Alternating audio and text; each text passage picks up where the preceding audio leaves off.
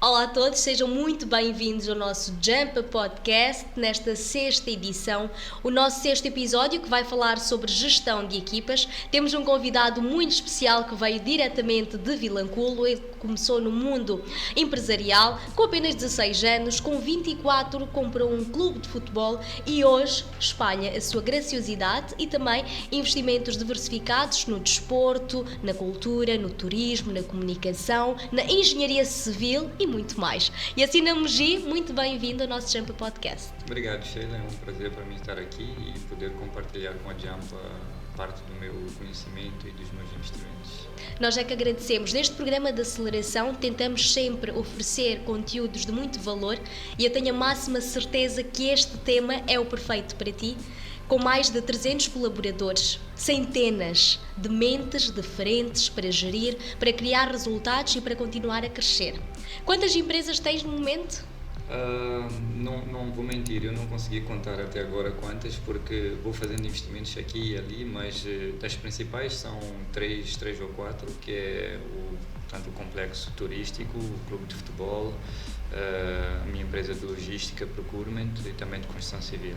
E vais tendo também investimentos, de certa forma, complementares, onde encontras soluções dentro de casa. Dentro de casa, por exemplo, a comunicação, que depois virou um pequeno canal de televisão, portanto, a fundação para fazer ações sociais, portanto, são coisas que depois acabam complementando e continuo à procura de também pequenos empreendedores para que também tenham algo que possam agregar valor àquilo que a gente já faz.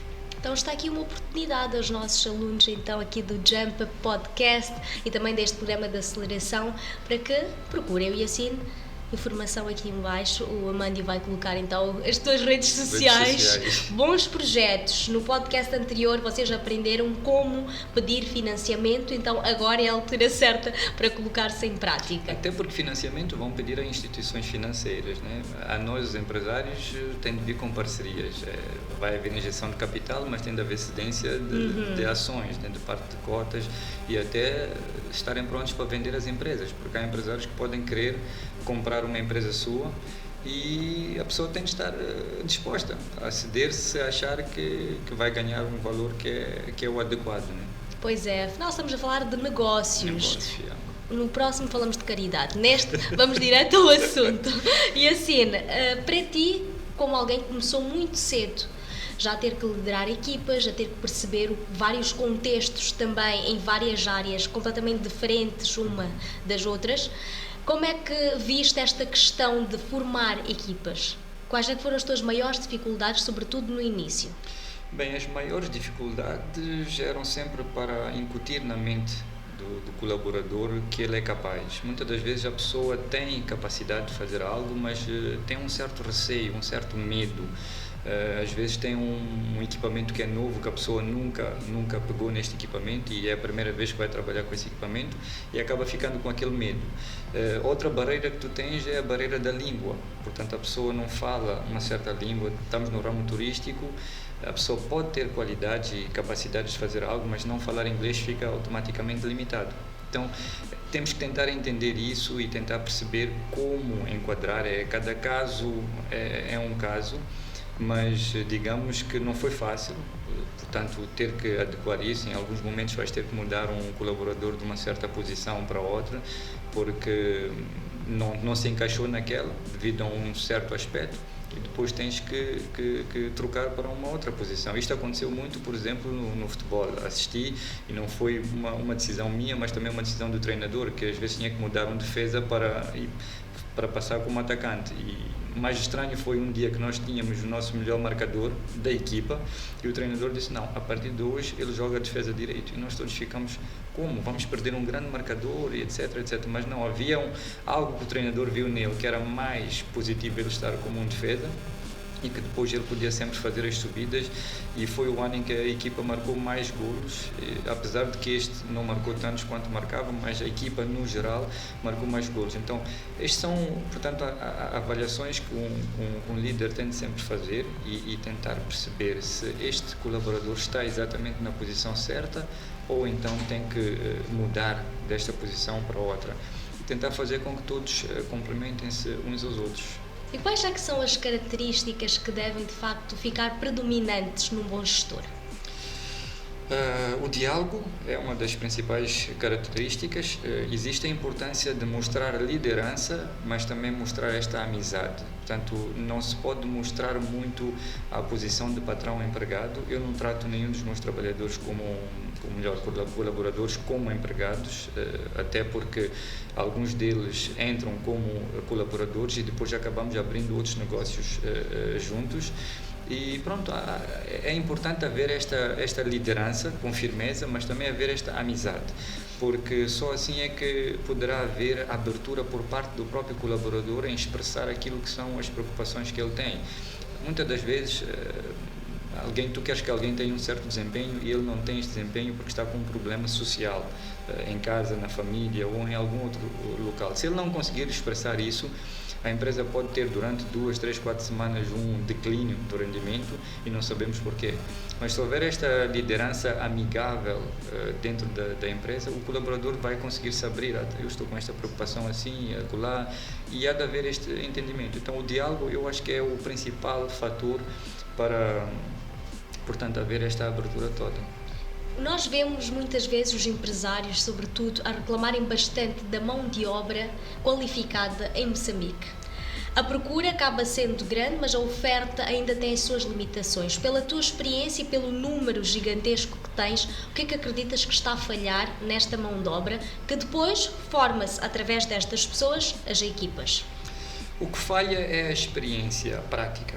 Nós temos muita mão de obra qualificada de forma teórica, formados nas universidades, nos institutos, mas está a falhar a prática. E eu não sei se a Sheila tem reparado, eu há bom tempo que venho alertando aos jovens que são estudantes para que encontrem um emprego, nem que seja a título gratuito, o mais cedo possível. 14, 15, 16 anos, comecem a trabalhar, comecem a executar qualquer coisa, vão a uma banca, vão ao mercado, vão a uma loja de ferragens, pedem emprego, dizem, olha, eu quero trabalhar aqui de forma gratuita. Se tu estás a pagar para ter conhecimento teórico a universidades e institutos, por que não vais pagar ou trabalhar de borla para adquirir conhecimento prático? Então, o que tem havido muitas vezes é a mão de obra vem ao mercado com conhecimento teórico e sem conhecimento prático. E depois, para adquirir este conhecimento prático, são poucas as empresas no país que estão dispostas a aguentar o tempo necessário para que a pessoa adquira o conhecimento prático. A maior parte das empresas quer que alguém venha e seja mais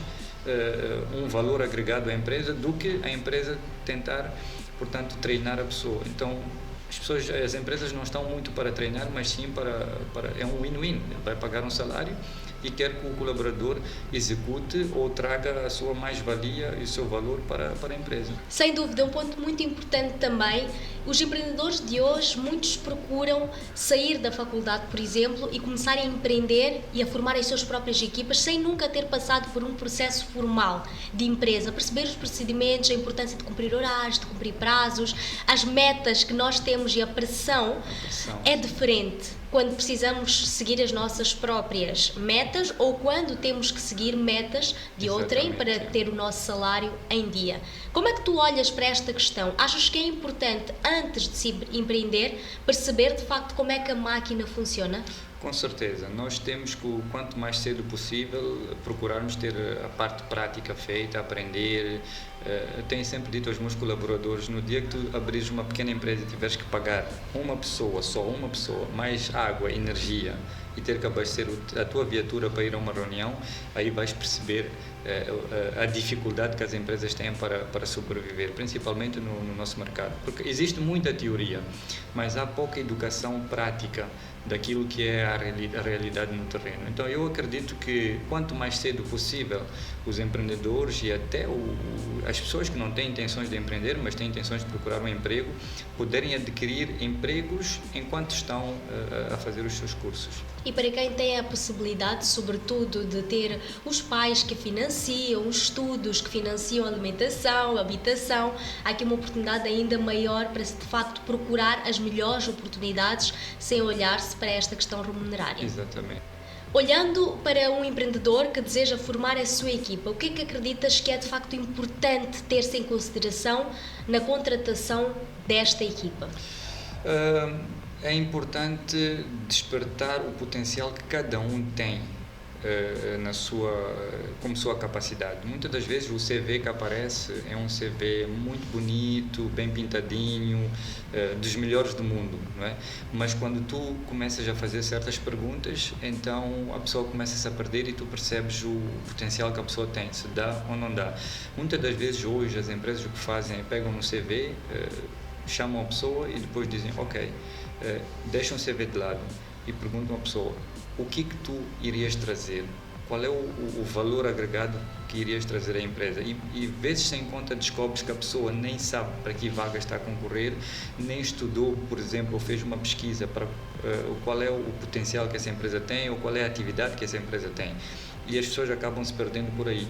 Porque hoje em dia, devido ao pouco tempo que as empresas têm, ninguém quer perder muito tempo ensinando ou treinando. Querem que a pessoa já venha com a sua capacidade e agregam valor à empresa. Nós, pessoalmente, nas nossas empresas, nos últimos 2 anos temos feito isso. Durante vários anos nós fomos adicionando pessoas, treinando, explicando, mas estamos agora a entrar numa fase dos nossos negócios em que já não podemos fazer isso. Podemos sim ter uma cota que vai fazer esse trabalho de treinar e potenciar os jovens que estão a sair da faculdade, mas estamos numa fase em que deixamos... A máquina precisa andar, não precisa é? Andar, há muito tempo e dinheiro investido exatamente, nisso. E nós agora só dissemos, ok, já vimos o teu CV, mas diga-nos, qual é a mais-valia que tu vais trazer para a empresa? O que é que vais fazer? E deixamos a pessoa falar. Se a pessoa falar 2 minutos, 5 minutos ou 30 minutos, aí a gente consegue perceber se haverá ou não capacidade da pessoa de ser uma mais-valia para a empresa. Falando em mensagem muito clara, vocês já têm quando procuram, por exemplo, os colaboradores para as vossas empresas, mas como é que nós podemos passar, de facto, esta mensagem, não, obviamente, na altura de recrutamento, mas para a nossa equipa já formada? Uma mensagem clara, eu penso que passa-se com um diálogo constante dentro da empresa. O que tem que acontecer, e poucas empresas fazem isso, é no início da semana haver uma reunião de 1 hora ou 30 minutos em todos os colaboradores da empresa, desde o RH, o diretor. Nós fazemos numa das nossas empresas que é uma coisa engraçada, até o guarda, os jardineiros estão lá e nós intercalamos, digamos, a liderança desta reunião. Por exemplo, se nós vamos reunir nesta segunda-feira, o carpinteiro que é o líder da reunião. E as pessoas vão dando as suas opiniões, tem alguém que faz a ata da reunião e depois, ao final desta reunião da semana, identifica-se quem será o líder da próxima reunião, que pode ser o diretor-geral, que pode ser o RH ou pode ser o guarda. Então, com este diálogo constante, há comunicação clara entre os colaboradores, porque muitas das vezes os colaboradores esperam poder falar com o diretor, que é para apresentar uma preocupação, que esta preocupação pode ser solucionada por outros ou se conversarem com mais frequência. Claramente que hoje em dia, com os meios de comunicação, os grupos do WhatsApp, cada empresa pode ir criando os seus grupos. Há grupos dentro da mesma empresa, há um grupo de RH, há um grupo de logística, há um grupo de transporte, e os assuntos dos transportes são partilhados no grupo dos transportes, os assuntos da logística no grupo da logística, do RH no grupo do RH. Mas havendo estas reuniões frequentes, pelo menos uma vez por semana, pode facilitar. Primeiro, vai criar este engajamento entre todos. Cada um vai saber o que a empresa está a passar e há essa polivalência em que se amanhã falta alguém, o outro pode até conseguir cobrir porque está dentro do assunto ou está minimamente dentro do assunto. Então penso que é uma estratégia que pode ser usada para facilitar esta comunicação clara entre todos os colaboradores da empresa. Sem dúvida, e sentem-se de facto parte do projeto e do processo de crescimento. Mas nem tudo é sempre um mar de rosas, sobretudo quando trabalhamos com pessoas que foram criadas, que desenvolveram nos seus próprios meios e nas suas condições. Quando existem conflitos, qual é a melhor forma de resolver sem colocar o lado pessoal à frente e sem deixar com que o lado pessoal depois seja visto ou mal visto? Esta parte dos conflitos é muito sensível. Primeiro é preciso percebermos que há uma característica dos colaboradores ou dos trabalhadores moçambicanos que é ter medo de partilhar o conhecimento que têm. Se eu fui contratado para ser RH ou para uma posição de logística, eu não partilho nada daquilo que eu sei com os meus colegas porque tenho medo que vou perder a minha posição. Isto, de certa forma, acaba prejudicando o grupo de trabalho, acaba prejudicando a empresa, porque nós achamos que quanto mais conhecimento for partilhado entre os colaboradores, melhor é para todos. Há certas situações que é possível serem resolvidas sem apontar os dedos, que é, portanto, com um pouco de envolvimento do patronato, do diretor, por exemplo, descer ao tal departamento, partilhar 1 ou 2 dias naquele departamento e depois fazer o picking do problema e ir por trás e depois dizer, não, eu quando estive lá notei isto, aquilo. Aí evita ter que mencionar que fulano passou esta informação ou não. E até é bom porque o próprio patronato, o diretor ou a pessoa responsável vai ter, portanto, uma realidade daquilo que está no terreno e não do que ouviu. Esta é uma forma de conseguirmos, portanto, resolver esses problemas. Há situações muito graves em que às vezes é necessário até haver despedimento, portanto, situações de corrupção, situações de conflitos, portanto, já fora do limite e necessita. Eu tive numa das minhas empresas uma situação e tenho que abordar isso porque é algo que acontece com muita frequência em muitas empresas, que é o assédio. Portanto, nós tínhamos um superior que ia, portanto, assediando as colegas ou os outros colaboradores. E chega uma altura que a gente vai chamando a primeira atenção, a segunda em off, mas quando não dá certo, depois temos de tomar uma decisão que é de demitir para manter o bom ambiente da empresa. Muitas das vezes os colaboradores têm medo de, digamos, relatar esses fatos e acabam mantendo aquilo a acontecer durante vários anos. O que nós recomendamos é que ninguém pode ter medo de denunciar qualquer que seja a anomalia que está a acontecer numa empresa, porque quanto mais demorarmos com estas denúncias, mais prejudicial é para a própria empresa. A motivação também é uma palavra de ordem quando decidimos fazer com que o nosso projeto cresça. Como manter os colaboradores motivados e como lidar também com os colaboradores desmotivados? Motivação é das coisas mais importantes também. Depois do diálogo, eu acredito que a motivação está logo a seguir. As pessoas têm os seus problemas sociais, chegam no local de emprego estressados, cansados com esses problemas, mas começa com um simples bom dia. Portanto, um bom dia alegre, por mais que a pessoa esteja triste e com um problema, já ganha um certo ânimo. Há um toque que dá lá dentro e ganha um certo ânimo. E depois este diálogo e esta conversa. Agora, há outras coisas que também podem ser feitas, que é o team building, as atividades conjuntas dentro da empresa. Nós montamos um pequeno mini golf dentro da nossa empresa, à volta do escritório. E tem os tacos de golfe e as bolas, e cada vez que as pessoas entram, quando se sentirem um pouco estressadas, podem fazer um jogo amigável. Portanto, temos uma pequena área de bowling também, com as bolas de golfe também, que são para manter as pessoas mais motivadas, mais distraídas e não estarem focadas no local de trabalho.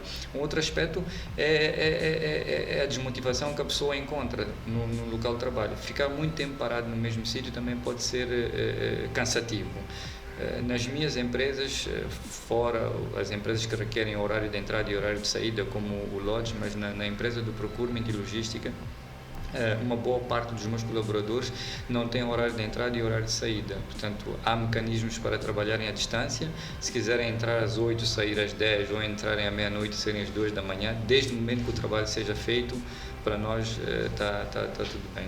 E este é um ponto muito importante também para quem procura colaboradores de sucesso. Não é a hora que a pessoa vai despender nesta empresa, mas é o resultado final que ela vai oferecer. Exatamente. E há quem oferecem 10 horas, já que oferecem 2, o importante é estar ali, de facto, o caminho a ser seguido. Um outro ponto também muito importante é a avaliação do desempenho, sobretudo nesta modalidade onde não tens as horas convencionais, mas tens resultados que precisas alcançar para continuar a pagar as contas, a subsistência e a evolução. Com certeza. A avaliação tem de ser feita através de mapas. Cada departamento tem de ter o seu target mensal, o seu mapa de desempenho. Se a pessoa demonstra esse desempenho em 2 horas por dia, ou 3 horas por dia, ou 10 horas por dia, o importante é estar lá, haver esse comprometimento e depois seguirmos em frente. E quando não há alcance de resultados, o que fazer? Há tentativas que se pode dar. Quando não há alcance de resultados, as empresas têm de sempre ponderar, dar uma segunda chance. Às vezes é preciso perceber se aquele colaborador está na área que se sente mais confortável ou pode passar para uma outra área. Nós já movimentamos colaboradores de várias áreas, principalmente se for um grupo de empresas que tem várias empresas em que pode-se, por exemplo, movimentar de um sítio para outro. Imaginemos que contratamos alguém, no meu caso, contratamos alguém para uma determinada área, mas a pessoa tem um potencial como comunicador. Pode ir, por exemplo, para a área de comunicação, que é da televisão. Então, são avaliações que têm de ser feitas, tirando os casos extremos em que, às vezes, a demissão é o melhor caminho. E há um outro aspecto que também é importante as empresas olharem, porque o mercado está sempre a oscilar. Nós, há bem pouco tempo, acompanhamos o governador do Banco de Moçambique a informar que vamos ter momentos de turbulência económica.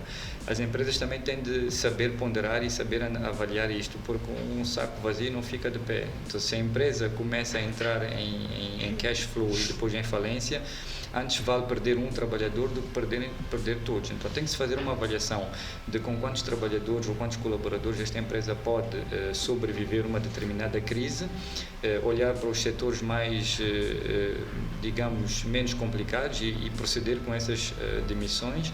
Eu gosto sempre de trazer este exemplo de durante a Covid, em 2020, em março de 2020, nós no nosso resort tínhamos 86 trabalhadores, neste momento estamos com um pouco mais do que isso.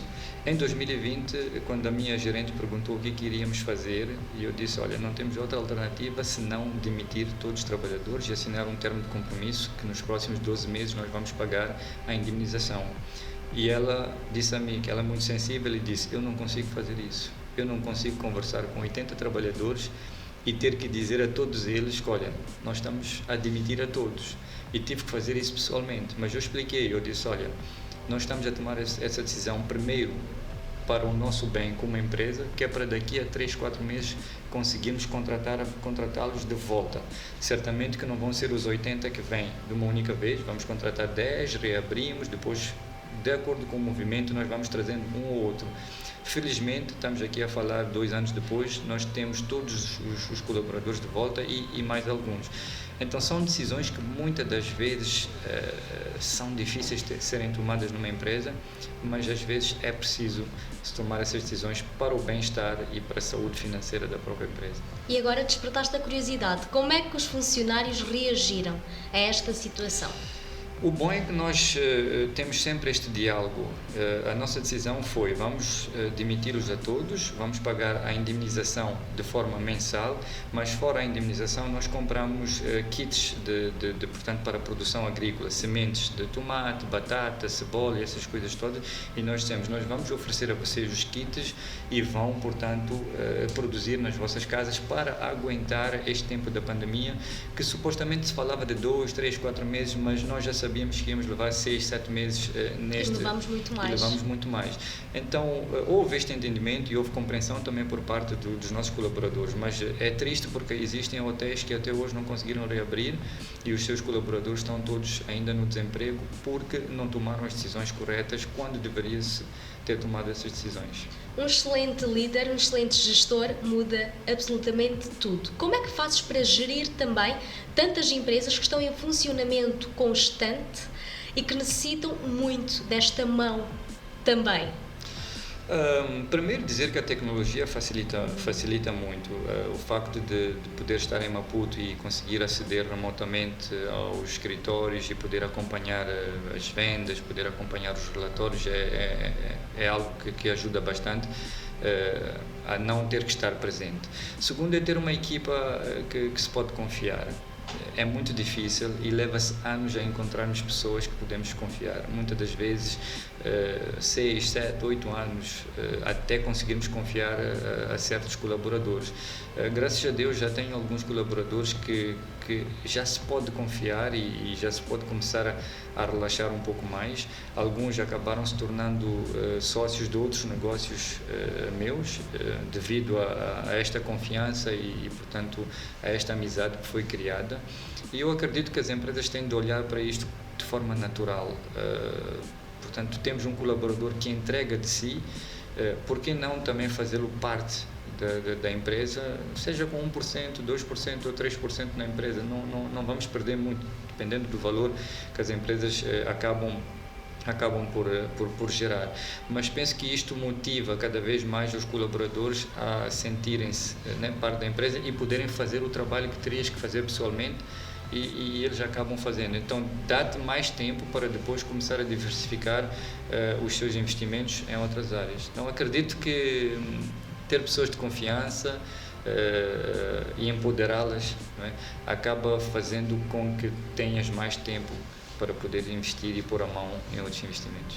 Para quem também está com um negócio com uma visão de crescimento muito grande, mas ainda assim não consegue ter a abertura para contratar, não consegue confiar, qual é a mensagem que deixas, Yassine? Continua a ser de esperança. Não é fácil confiar nas pessoas. Nós vamos levar muitos tombas, vamos levar muitos golpes.